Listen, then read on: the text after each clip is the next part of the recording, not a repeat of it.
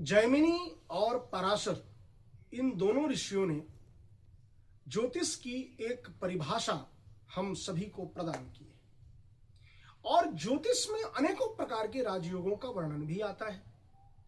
तो यहां हम कुछ एक चीजें आपको बताना चाहते हैं। प्रथम बात तो ये कि जिसकी कुंडली में राजयोग हो वह व्यक्ति राजा ही बने, यह आवश्यक नहीं है। वस्तुतः राजयोग जो है वो व्यक्ति के सामाजिक, आर्थिक और मानसिक स्थिति को प्रदर्शित करता है। यदि हमारे जीवन में कुछ भी अच्छा हो रहा है तो वह हमारे ग्रहों की स्थिति के अनुसार हो रहा है। यदि राजयोग हमारी कुंडली में 2-4 उपस्थित हैं तो हमारा आर्थिक और सामाजिक जीवन बहुत बढ़िया हो सकता है।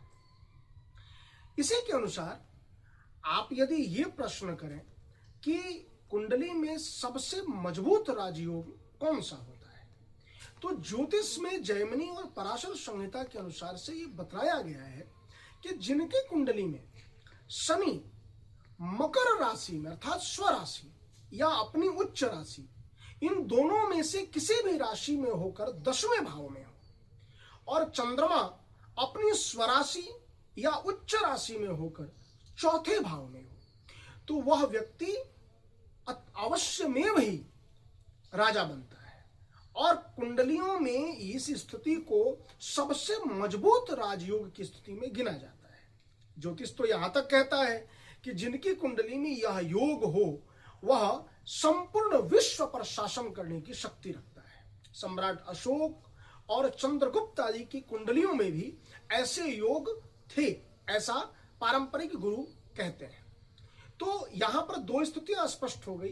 राजयोग होने का यह अर्थ नहीं कि आप राजा होंगे, और दूसरी, यदि आपकी कुंडली में राजयोग है तो आपका जीवन उस ग्रह की महादशा अंतरदशा में अच्छा अवश्य बनेगा।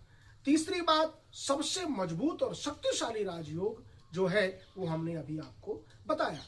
अंतिम बात ये भी आप ध्यान रखें कि यदि आपकी कुंडली में राजयोग नहीं है तो आप ये ना समझें कि आपका जीवन खराब बीतेगा, क्योंकि कई बार ग्रह की एक दृष्टि या उस ग्रह का एक विशेष स्थिति से दृष्टि डालना या परिस्थिति में होना व्यक्ति का जीवन ही परिवर्तित कर देता है। तो अपनी कुंडलियों को जो आप दिखलाते हैं ज्योतिषियों से, तो वह एक किसी अच्छे ज्योतिषी से दिखाएं और परामर्श अनुसार कार्य करें और कर्म अच्छे करें तो आपका जीवन अवश्य में अच्छा